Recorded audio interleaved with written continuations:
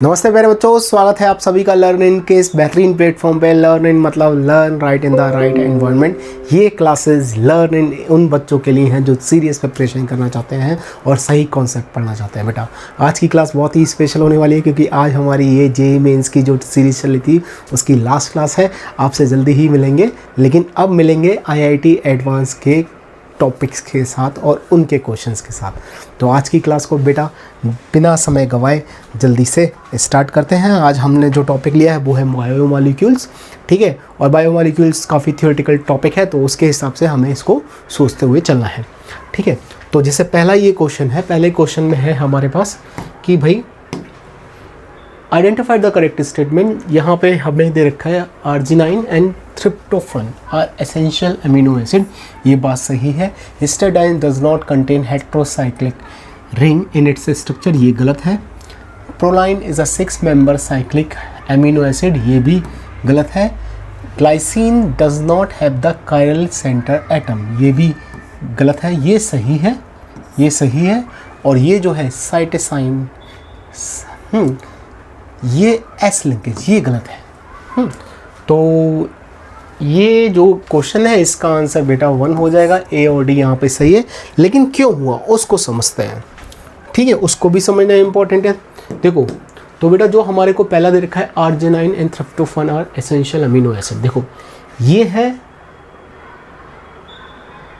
यहाँ पे आर्जिनाइन और इसके ऊपर देखो ये स्टार बना हुआ है, NCERT की पिक्चर है। और ये है ट्रिप्टोफन, इसके ऊपर भी स्टार बना हुआ है।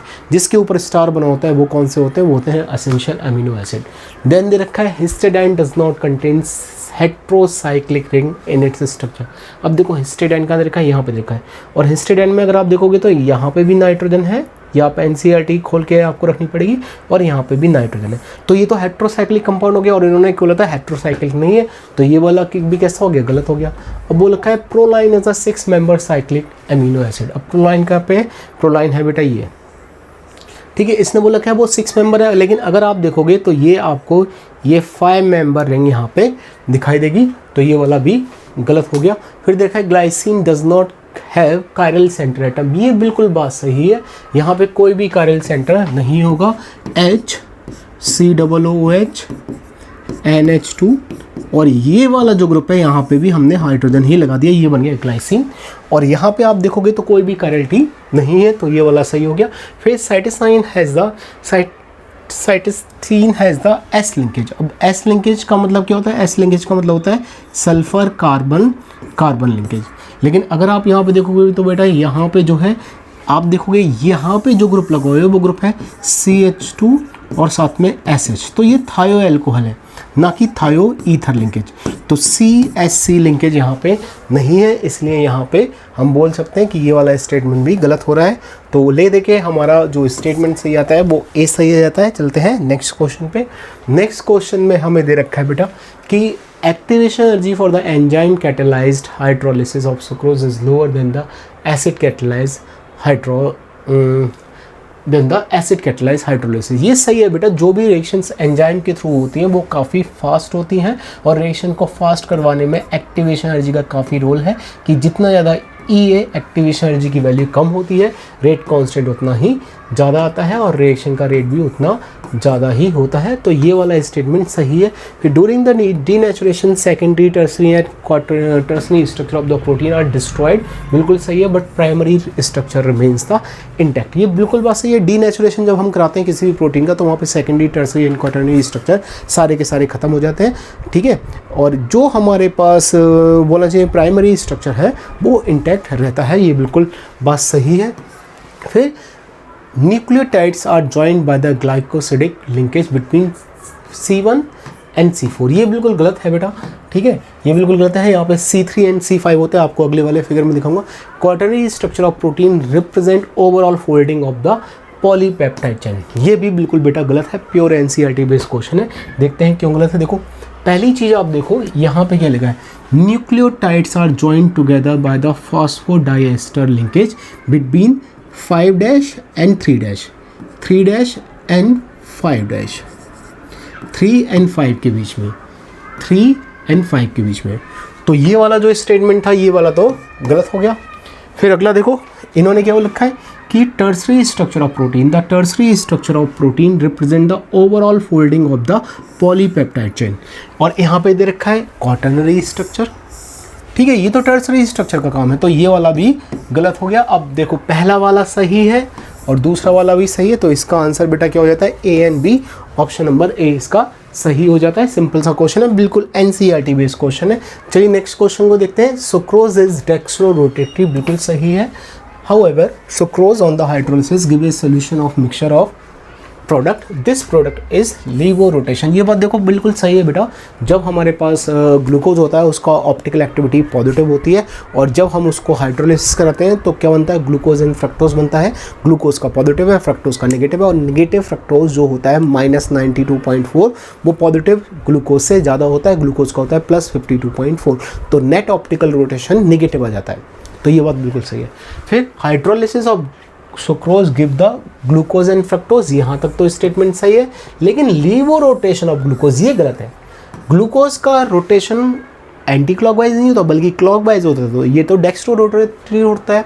और डेक्स्ट्रो रोटेशन ऑफ फ्रक्टोज ये बात भी बिल्कुल बेटा गलत है, क्योंकि फ्रक्टोज का लीवो रोटेशन होता है, तो ये वाला स्टेटमेंट गलत हो गया। तो हमारे पास जो है स्टेटमेंट 1 ट्रू हो गया और स्टेटमेंट सेकंड जो है वो फॉल्स हो गया। इसको देख लेते हैं। देखो क्या लिखा है, glucose is the dextro rotatory but after the hydrolysis give dextro rotatory glucose and levo rotatory fructose. Since the levo rotation of fructose is 92.4 is more than the dextro rotatory of the glucose +52.5 the minimum. तो मतलब क्या होगा, mixture में overall क्या है, dextro rotatory particle ज़्यादा होंगे, तो जिसकी वजह से उसकी ऑप्टिकल एक्टिविटी जो आ जाएगी वो निगेटिव आ जाएगी, और मिक्सचर जो होगा वो डेक्स्ट्रो रोटेटरी होगा नेट, ठीक है। तो ये वाला यहाँ पे पहला वाला ही आंसर सही हो जाएगा। चलते हैं नेक्स्ट क्वेश्चन में। नेक्स्ट क्वेश्चन में दे रखा है बेटा हाइड्रोक्साइल अमाइन, ग्लूकोज की रिएक्शन है। ग्लूकोज की रिएक्शन है कुछ इस तरह से, मैं एक कंडेंस फॉर्म बना देता हूँ, ठीक है, स्ट्रक्चर पूरा कंप्लीट नहीं लिखता हूँ, कंडेंस फॉर्म बना देता हूँ इसकी, ठीक है। अब हाइड्रोक्साइल अमीन से रिएक्शन कराएंगे, तो यहाँ पे क्या आ जाएगा, यहाँ पे आ जाएगा NHOH, और ये क्या बन जाएगा, ये बन जाएगा ऑक्साइम। ये क्या बन जाएगा, ये बन जाएगा ऑक्साइम। तो A मैच करता है 4 के साथ। ब्रोमीन वाटर से रिएक्शन कराएंगे, जब ब्रोमीन वाटर से रिएक्शन कराते हो तो ऊपर वाले ग्रुप पे क्या आ जाता है, COOH आ जाता है। ऊपर वाले ग्रुप पे क्या आ जाता है, COOH आ जाता है, और ये क्या बन जाता है, ये बन जाता है ग्लूकोनिक एसिड। ग्लूकोनिक एसिड कहाँ दे रखा है, ग्लूकोनिक एसिड यहाँ दे रखा है। मतलब ऐसे लिख लेते हैं, A का 4 के साथ मैच है, B का 1 के साथ मैच है, एक्सेस एसिटिक एनहाइड्राइड। अगर यहाँ पे अगर हम एसिटिक एनहाइड्राइड यूज़ करेंगे तो इन चारों पोजीशन पे, यहाँ पे और यहाँ पे, ठीक है, एक एनहाइड्राइड लिंकेज आ जाएगी, ठीक है, जिससे पेंटा एसिटेट बन जाएगा, ग्लूकोज पेंटा एसिटेट। तो ये हो जाएगा हमारे पास सेकंड। एंड कंसंट्रेटेड HNO3 से रिएक्शन कराएंगे तो वो ऊपर वाला CHO और नीचे वाला जो C प्राइमरी एल्कोहल है, दोनों को ही ऑक्सीडाइज करके कार्बोक्सिलिक एसिड में कन्वर्ट कर देता है, जिसको क्या बोलते हैं, इसको बोलते हैं सैक्रिक एसिड। तो ये हो जाएगा हमारे पास थर्ड। तो हमारा आंसर क्या आएगा, हमारा आंसर आएगा 4, 1, 2, 3, जो कि दे रखा है C में 4, 1, 2 एंड 3। तो इस क्वेश्चन का आंसर हो जाएगा बेटा 4। चलते हैं नेक्स्ट क्वेश्चन पे। नेक्स्ट क्वेश्चन में देखो हमसे बोला है from the following A to D cyclic structure those which will not react with the Tollens reagent. तो टॉलेंस रिएजेंट से रिएक्शन करने के लिए एनोमरिक कार्बन एटम होना चाहिए फ्री, ठीक है। यहाँ पे आप देखो जब हम इस क्लोज स्ट्रक्चर को ओपन स्ट्रक्चर में कन्वर्ट करेंगे तो यहाँ पे COOH आ जाएगा, क्योंकि यहाँ पे OH है। यहाँ पे COOH नहीं आएगा क्योंकि यहाँ पे OH नहीं है, बल्कि इन्होंने ईथर बना रखा है। तो ये रिड्यूसिंग शुगर होगी, ये वाला स्ट्रक्चर रिड्यूसिंग होगा, और ये वाला स्ट्रक्चर नॉन रिड्यूसिंग होगा। यहाँ पे देखो, यहाँ पे भी बेटा कोई OH नहीं लगा है, तो ये भी जब साइक्लिक स्ट्रक्चर ओपन स्ट्रक्चर में कन्वर्ट होगा तो यहाँ पे कोई भी COOH नहीं आएगा। तो ये भी कैसी होगी, नॉन रिड्यूसिंग शुगर हो गई, और ये वाली कैसी होगी, ये हो गई रिड्यूसिंग शुगर।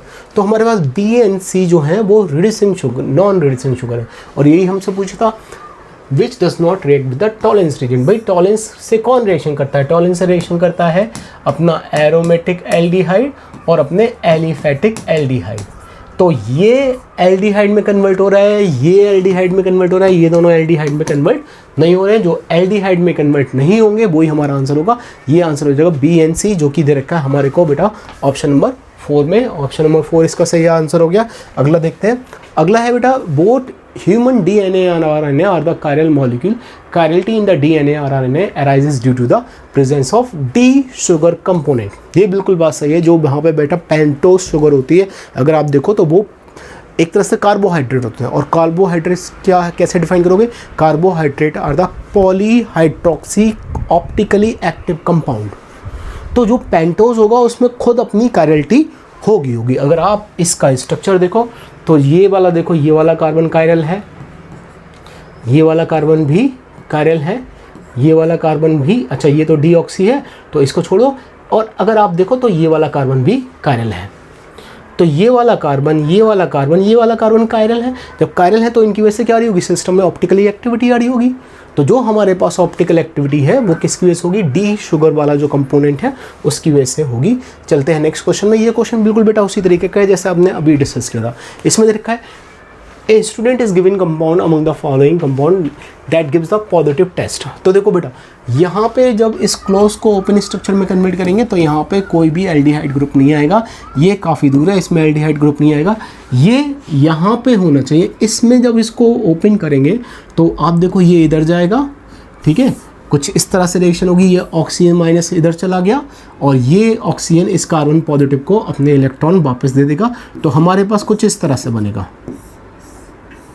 ठीक है, कुछ इस तरह से ग्रुप आ जाएगा। तो जब हम इसको ओपन करेंगे तो हमारे पास एल्डिहाइड ग्रुप आ गया।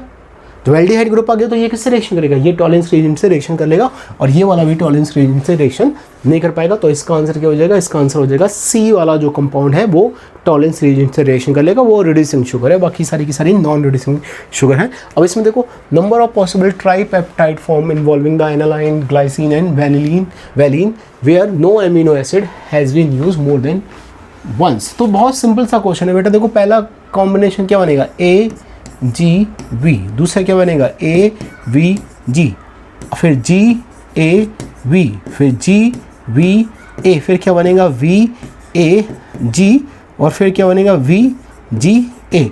तो अगर आप देखो तो यहाँ पे टोटल 6 कॉम्बिनेशन पॉसिबल है। तो क्वेश्चन नंबर 8 का आंसर हो जाएगा बेटा थर्ड। क्वेश्चन नंबर 8 का आंसर हो जाएगा थर्ड। अब अगला देखते हैं। ये कंपाउंड दे रखा है, इस कंपाउंड को हमें पहचानना है कि भाई ये वाला कौन सा प्रोटीन है, ये वाला कौन सा प्रोटीन है, ये वाला कौन सा प्रोटीन है, ये वाला कौन सा प्रोटीन है और ये वाला कौन सा प्रोटीन है। ये ग्लाइसिन है, ये एनालाइन है, ठीक है। तो ग्लाइसिन ये वाला तो हो नहीं सकता, ये वाला भी नहीं हो सकता, एक ये हो सकता है और एक ये हो सकता है। बाकी ये वाला जो होगा आस्पार्टिक एसिड होगा, ये वाला जो है ये आस्पार्टिक एसिड है, दोनों ही सही दे रखे हैं। ये वाला जो है ये सेरीन होगा, ठीक है, तो ये यहाँ पे सही दे रखा है। और ये वाला अभी आपको मैं दिखा देता हूँ 309 यहाँ पे जो है एसेंशियल अमीन है, ये वाली एसेंशियल अमीन है, आपको दिखाता हूँ।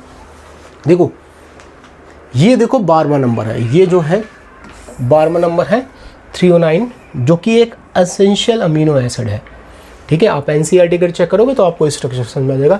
ये है अपना 13 जो है सेरीन है, और ये एसेंशियल अमीनो एसिड नहीं है। फिर ये आस्पार्टिक एसिड है, आस्पार्टिक एसिड एक एसेंशियल अमीनो एसिड नहीं है। ये अपना ग्लाइसिन है जो कि एसेंशियल एसिड नहीं है, अमीनो एसिड नहीं है।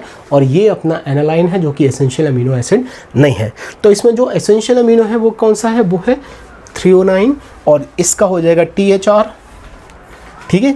THR के बाद क्या हो जाएगा? THR के बाद हमारे पास है सेरीन, उसका हो जाएगा SER। देन क्या है? आस्पार्टिक एसिड ASP। देन क्या है? ग्लाइसिन GLY, और जैन है एनालाइन जिसका होगा ALA। तो ले देखिए बेटा, फोर्थ ऑप्शन यहाँ पे सही है। अगर आपको ये स्ट्रक्चर याद है तो आप बड़े आराम से क्वेश्चन सॉल्व कर सकते हो, इसमें NCERT से ज़्यादा लेवल का और कुछ भी नहीं। फिर अगला क्वेश्चन देखते हैं। अब इसमें बेटा देखो 4 disaccharide are given below, among the given disaccharide the non reducing sugar. तो देखो बेटा यहाँ पे ये वाला एनोमेरिक कार्बन एटम और ये वाला एनोमेरिक कार्बन एटम दोनों आपस में इन्वॉल्व हैं। मतलब anomeric carbon atom close structure को ओपन स्ट्रक्चर में कन्वर्ट करने के लिए फ्री नहीं है। जैसे मैंने अभी आपको एक क्वेश्चन में बताया कि वो जो लिंकेज थी, एसिटल जो लिंकेज बनती है, उसको अगर बैक डायरेक्शन में लेके जाएंगे तो फिर से वो एल्डिहाइड बन जाएगा है। लेकिन यहाँ पे दोनों ही एनोमेरिक कार्बन एटम आपस में इन्वॉल्व है, तो यहाँ पे ये शुगर रिड्यूसिंग नहीं हो सकती। यहाँ पे ये वाला ग्रुप आपको एल्डिहाइड बनाएगा और ये वाली शुगर रिड्यूसिंग हो गई। यहाँ पे ये वाला ग्रुप एल्डिहाइड बनाएगा और ये जो शुगर डाइसैक्राइड है, मैंने शुगर बोल दिया सॉरी, जो डाइसैक्राइड है वो रिड्यूसिंग हो जाएगा। और यहाँ पे ये वाला ये एल्डिहाइड बनाएगा और ये जो डाइसैक्राइड है ये भी रिड्यूसिंग हो जाएगा। तो ले देखिए बेटा यहाँ पे एक ही है जो कि रिड्यूसिंग नहीं होगी, वो है ऑप्शन नंबर 1 में। तो आंसर इसका 1 हो जाएगा। ठीक है बेटा। तो बायोमोलिक्यूल्स के बेटा ये कुल मिला के 10 क्वेश्चन थे और काफ़ी इजी क्वेश्चन है। केवल जो बायोमोलिक्यूल की एनसीईआरटी है that is more than sufficient. ठीक है, बस आपको क्या है, बस आपको उनके स्ट्रक्चर याद होने चाहिए एमिनो एसिड के। ठीक है, उनके स्ट्रक्चर्स का आइडिया होता है। बहुत ही जैसे मेडिकल वाले बच्चे पढ़ते हैं बेटा एक एक लाइन को, उसी तरीके से एक एक लाइन को अगर आप बायोमोलिक्यूल्स में पढ़ोगे तो बायोमोलिक्यूल में कोई भी ऐसी दिक्कत नहीं आने वाली है। आपके सारे क्वेश्चन बहुत ही इजीली सॉल्व हो जाएंगे। जनरली जो मैथ्स के बच्चे होते हैं वो बायोमोलिक्यूल से थोड़ा सा डरते हैं, लेकिन मैं बोलूँगा बेटा अगर आप बायोमोलिक्यूल करके जाओगे तो बायोमोलिक्यूल आपकी रैंक बढ़ाने में ज़रूर सहायक सिद्ध होगा। ठीक है बेटा, अब मिलेंगे अपनी अगली क्लास में जिसमें हम लोग कुछ एडवांस की सीरीज़ लेके आएंगे। अगर आप हमसे एडवांस के टॉपिक पढ़ना चाहते हो तो प्लीज़ हमें बताओ कि आप एडवांस की कौन सा पार्ट पढ़ना चाहते हो। आप एडवांस के पीवाईक्यू चाहते हो या फिर आप एडवांस में वो क्वेश्चन वो टॉपिक चाहते हो जो टॉपिक अभी तक कवर नहीं हुए। ठीक है, तो अब मिलते हैं बेटा अगली क्लास में। For this time thank you and goodbye प्यारे बच्चों।